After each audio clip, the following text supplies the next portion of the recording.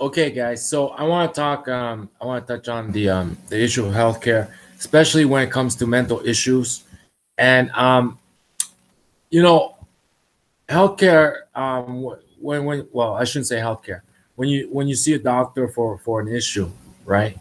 The way medicine works, modern medicine works, is like we all think, right, that when we break a leg or we have a mental issue, they take a scan of say our brain or our skeleton, our bones, and when it heals, they take a scan and they tell us it heals, and then we just walk away, and everything feels back to normal. Unfortunately, like um, as with breaking a bone or a mental issue, even when they tell you it heals, you still feel weird, right? And so in that way, it's like physical therapy. If you ever play sports, and I played sports when I was young. I'm 43 now, 44 now. Years past. I'm 44 now, but we all seen where sometimes the doctor will say you can't get back out there. You get back out there, and you really hurt yourself. And the athlete will say, well, I feel ready. The doctor says, no, you can't. But there'll be times when sometimes the doctor says, you're ready, everything's fixed up, and then the athlete's like, I still feel kind of weird. You know what I mean? So healthcare is a little bit like that.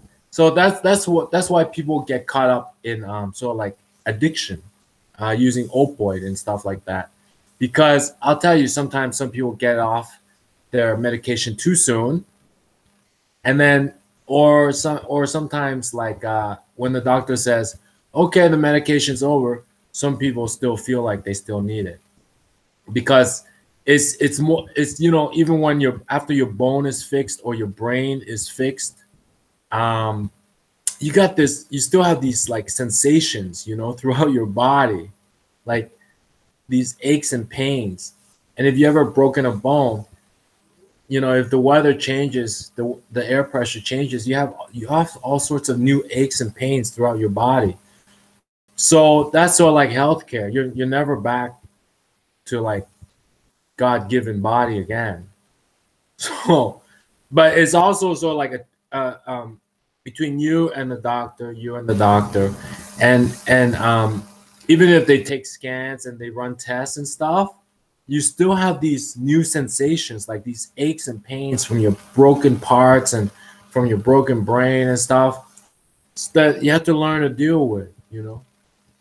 So that's sort of like healthcare. And a lot of people kind of mistake it like, I even though you say I'm cured, I still have these aches and pains.